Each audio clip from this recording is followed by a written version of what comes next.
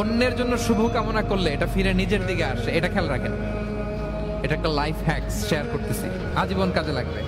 অন্যের জন্য যেটাই ভালো কামনা করবেন এটা ঘুরে আপনার দিকে আসবে। অনেকে বলে হুজুর ওর জন্য দোয়া করে আমার কি লাভ?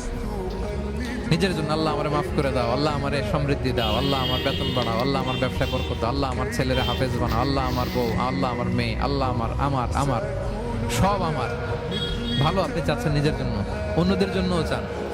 আল্লাহ আমার সব ভাইদেরকে মাফ করো, আল্লাহ আল্লাহ আমার গোটা মুসলিম উম্মাকে তুমি বরকত দাও, কল্যাণ দাও, নেতৃত্বে আসার তৌফিক দাও, আল্লাহ সবাইকে সুস্বাস্থ্য দাও। এটা ফিরে আপনার দিকে আসবে।